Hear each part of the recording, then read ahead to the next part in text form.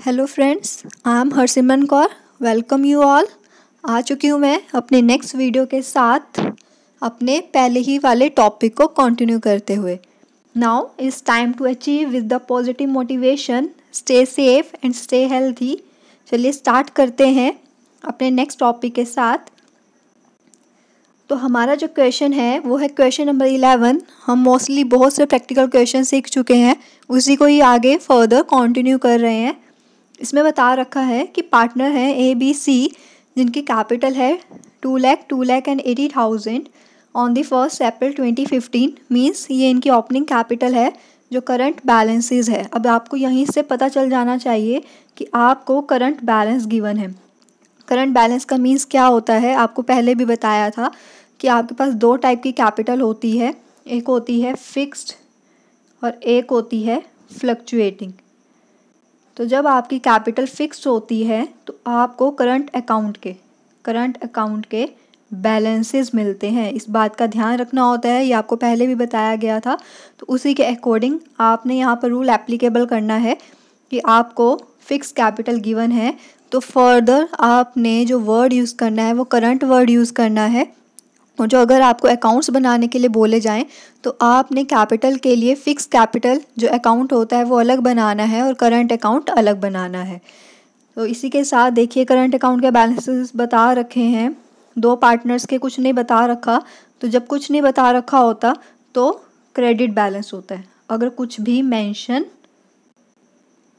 नहीं है। अगर कुछ मेंशन नहीं है तो आपके पास क्रेडिट बैलेंस होता है।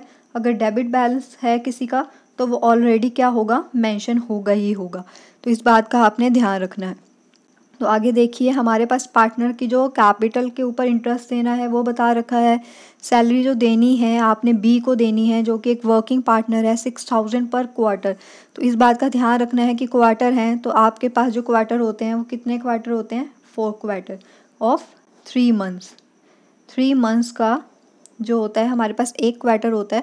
तो आपके पास 12 को जब आप 3 से जो है डिवाइड करेंगे तो कितने क्वार्टर्स बन जाएंगे, 4 क्वार्टर्स। तो इसी को आपने ध्यान में रखना है। उन्होंने आगे बोला है जो मेन आपके पास कंटेंट आ रहा है इस बार शेयरिंग ऑफ प्रॉफिट यानी कि डिविजिबल प्रॉफिट के रिगार्डिंग आ रहा है। तो क्या बोला गया है कि सबसे पहले आपने जो प्रॉफिट का पार्ट होगा उसको 60,000 का जो प्रपोर्शन होगा वो किस रेशो में करना है, कैपिटल की जो है प्रपोर्शन में करना है। जो नेक्स्ट आएगा 1 लाख रुपी, वो कैसे करना है, 4:3:1 में। और बाकी जो बचा हुआ होगा वो आपने इक्वली क्या कर देना है, डिस्ट्रीब्यूट कर देना है। इस बात को ध्यान में रखने के बाद ही आपने सारा प्रपोर्शन करना है। टोटल प्रॉफिट आपके पास 2,80,000 है। Before charging any above condition है। आपको P&L एप्रोप्रिएशन बनाना है और जर्नल एंट्री पास करनी है। चलिए इसी के साथ स्टार्टअप लेते हैं अब हम अपने सॉल्यूशन की तरफ। कंडीशंस आपने पढ़ ली हैं सारी की सारी, तो हम आगे फर्दर इसको सॉल्व करते हैं। तो हमारे पास P&L एप्रोप्रिएशन का परफॉर्मर रेडी है। हमने जो है डेबिट साइड और क्रेडिट साइड जो मेन कंटेंट है वो मेंशन जो है किया हुआ है। तो उसी के रिगार्डिंग देखिए सबसे पहले प्रॉफिट मेंशन किया, देन जो इंटरेस्ट ऑन कैपिटल था वो 10% था। तो तीनों पार्टनर्स की कैपिटल के ऊपर इंटरेस्ट कैलकुलेट किया है। एज यूजुअल आपको पता है कैसे कैलकुलेट करना है, आपने रेट अप्लाई करना होता है नॉर्मली कैपिटल के ऊपर। जो भी कैपिटल है, सपोज कैपिटल है 2 लाख, अब उसके ऊपर जो रेट है मेंशन है क्वेश्चन में वो 10% अप्लाई कर देना है। तो आपके पास ये 20,000 का जो क्या आ जाएगा, इंटरेस्ट। ऐसे ही डिफरेंट पार्टनर्स का निकालना है उनकी कैपिटल के अकॉर्डिंग। सैलरी अभी आपको बताई थी 4 क्वार्टर्स हैं, इसलिए 6,000 को 4 से मल्टीप्लाई करना है क्योंकि उन्होंने पर क्वार्टर के अकॉर्डिंग बता रखी है 6,000। तो 4 क्वार्टर को अकॉर्डिंग 4 से मल्टीप्लाई कर देना है 6,000 को। अब प्रॉफिट का प्रपोर्शन जो मेन कंटेंट है वो ये है। तो प्रॉफिट का प्रपोर्शन आपने कैसे कैलकुलेट करना है, तो उन्होंने बोला था कि सबसे पहले वाला जो पार्ट होगा वो आपने कैपिटल रेशो के अकॉर्डिंग करना है। उसको डिविजिबल जो उसका फॉर्म होगा वो आपने कैपिटल रेशो के अकॉर्डिंग जो है कंटेंट रेडी करना है। तो वो कितना पार्ट होगा प्रॉफिट का, 60,000। तो कैपिटल रेशो भी निकालनी पड़ेगी। कैपिटल रेशो कैसे निकालेंगे, कैपिटल कितनी है 2 एंड 80,000। तो उसी के अकॉर्डिंग आप इसे कैलकुलेट करेंगे। It's 2 lakh, again 2 lakh, then 80,000। तो इसको ऐसे रेशो में लगा लेना है आपने।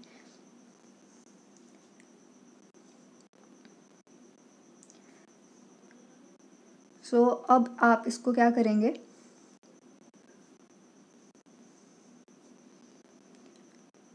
कंडीशन है कि अब जो आपके पास ज़ीरोज़ हैं वो आपने कट करनी होती है इक्वली। तो ये हमने कट कर दी ज़ीरोज़, तो क्या बचा है 20, 20 एंड 8।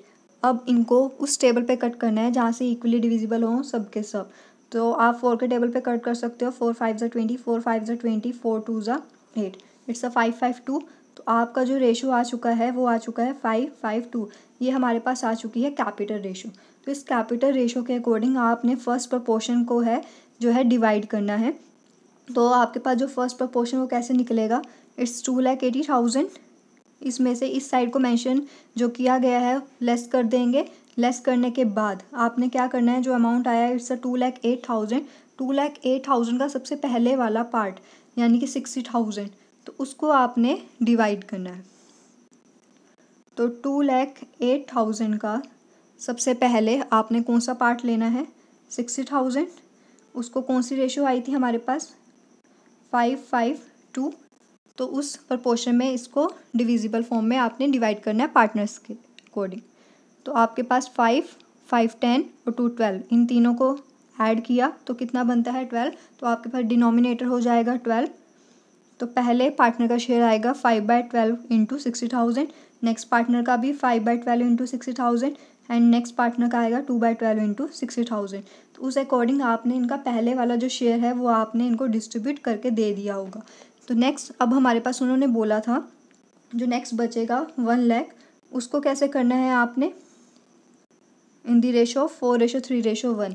तो नेक्स्ट 1 लाख आपने देखना भी है कितना अमाउंट है भी है या फिर नहीं है।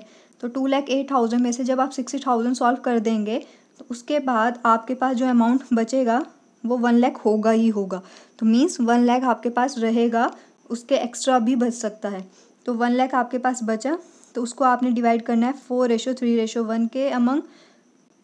तो आपने 4 3 7 और 1 8 यानी कि 4/8, 3/8 एंड 1/8 वो आपने निकालनी है 1 लाख के ऊपर। तो आपने ये जो सारा काम करना है ये किस फॉर्मेट के अकॉर्डिंग रहेगा, ये कुछ इस तरीके से रहेगा कि हमारे पास 2,08,000 का था जो डिविजिबल प्रॉफिट। पहला पार्ट आया 60,000 जो आपने डिवाइड करना है। देन 2,08,000 में से 60,000 को माइनस कर दिया जाएगा।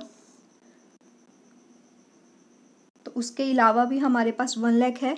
देन उन 1 लाख को भी जो है माइनस कर दिया जाएगा, तब भी उनके पास कितना अमाउंट बच रहा है तो वो आप देख सकते हैं। तब भी उनके पास 48,000, उनके पास 48,000 का जो अमाउंट है तब भी बच रहा है। और उन्होंने बोला था उसको इक्वली डिवाइड करना है। तो इक्वली मतलब 1 1 1 1 1 एंड 1, तो 1/3 1/3 एंड 1/3 की फॉर्म में पार्टनर्स को आपने वो शेयर दे देना है। आपका मेन जो कंटेंट था वो यही था कि आपने सारा जो शेयर है वो प्रॉपरली कैलकुलेट करना है। अगर आप उसे प्रॉपरली कैलकुलेट नहीं करेंगे तो प्रॉब्लम आएगी ही आएगी।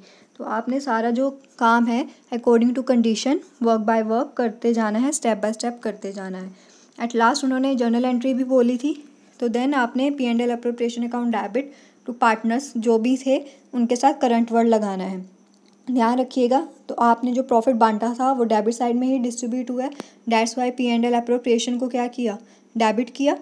देन जो पार्टनर्स हैं उनके अकाउंट में इनको क्या कर दिया गया, क्रेडिट कर दिया गया। तो ये हमारे पास जो था मेन क्वेश्चन का कंटेंट था।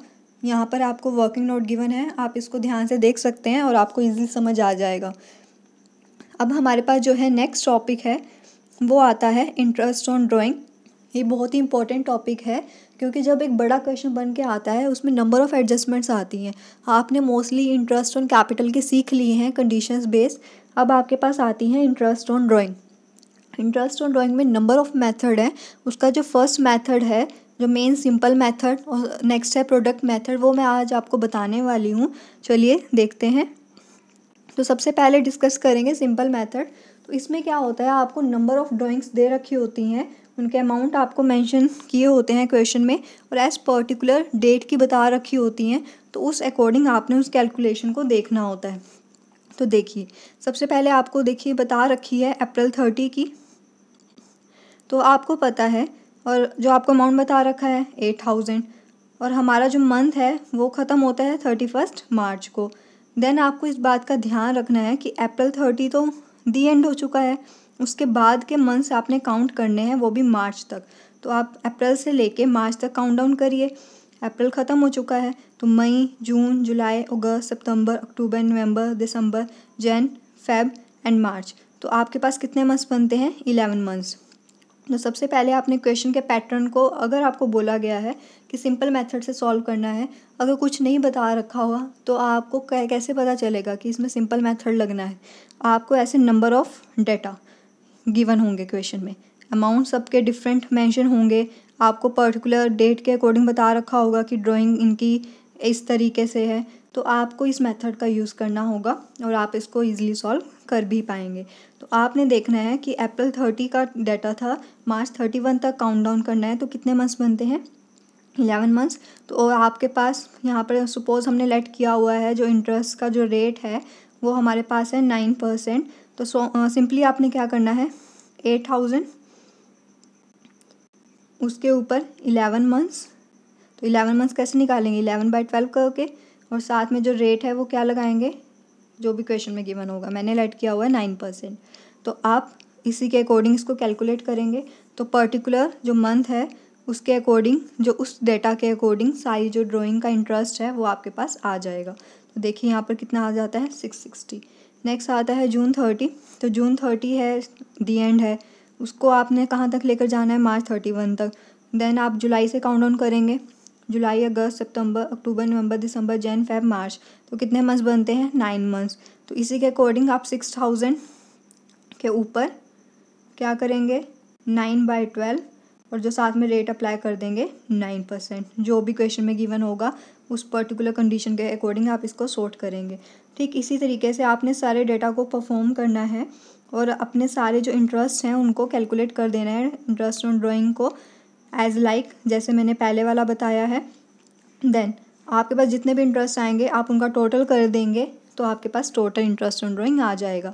अब इसी इक्वेशन को मैं एक डिफरेंट मेथड यानी कि प्रोडक्ट मेथड से सिखाने वाली हूँ आपको। ये तो था simple method interest on drawing calculate करने का, अब मैं आपको बताऊँगी प्रोडक्ट मेथड। वो भी ज़्यादा मुश्किल नहीं है, बट उसमें कुछ एक स्पेशल रूल है, तो वो आपको ध्यान में रखना है।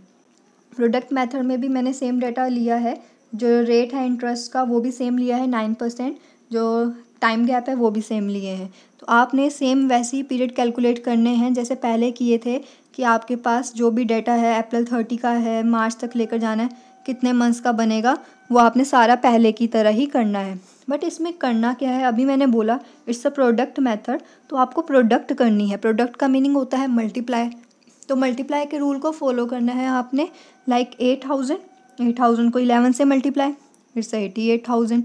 6000 को 9 से मल्टीप्लाई मीन्स उस पर्टिकुलर टाइम गैप का जो पीरियड आया होगा आपको उसी से ही उस अमाउंट को मल्टीप्लाई करना है, उसी से प्रोडक्ट करना है। तो आप इस मेथड से, प्रोडक्ट मेथड को प्रोडक्ट से याद रख सकते हैं कि आपको अमाउंट को उसी के पीरियड से यानी कि उसी के टाइम गैप से मल्टीप्लाई करना है। लाइक 5000 को 6 से मल्टीप्लाई किया, 12,000 को 3 से, 10,000 को 2 से, ऐसे ही मल्टीप्लाई करके आपने सारा डेटा दिखा देना है। अब जो टोटल प्रोडक्ट आएगा, पहले वाले में सिंपल मेथड में क्या किया था, उसी टाइम रेट अप्लाई कर दिया था और मंथ्स कैलकुलेट कर दिए थे, बट इस टाइम क्या किया, सिर्फ प्रोडक्ट किया।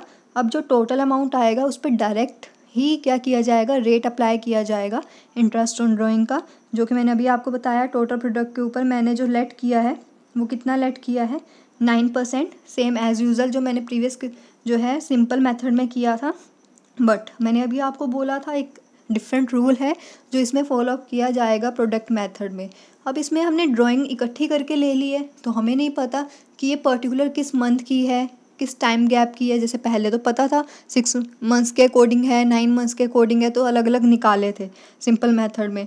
तो इसमें हम क्या करते हैं, as a particular 1 month over total of months इसको काउंट करते हैं। तो इसके लिए क्या कंपलसरी है, आपने साथ में 1/12 लगाना ज़रूरी है। तो आप एक मंथ को, 1 मंथ को ओवरऑल जो है फुल ऑफ मंथ यानी कि टोटल मंथ्स के अकॉर्डिंग काउंट डाउन करते हैं। हम मान रहे हैं कि ये सारा एक ही मंथ है, तो उसी के अकॉर्डिंग 1 मंथ को आपने यहाँ पर लिया। ओवरऑल टोटल मंथ कितने होते हैं, 12 होते हैं। तो इस पूरे डाटा को क्या माना, पूरे फुल डाटा को क्या काउंट डाउन कर लिया, वन मंथ काउंट डाउन करके ओवरऑल टोटल मंथ्स कितने होते हैं 12, तो उसी के फॉर्मेट के अकॉर्डिंग इसको किया सॉल्व।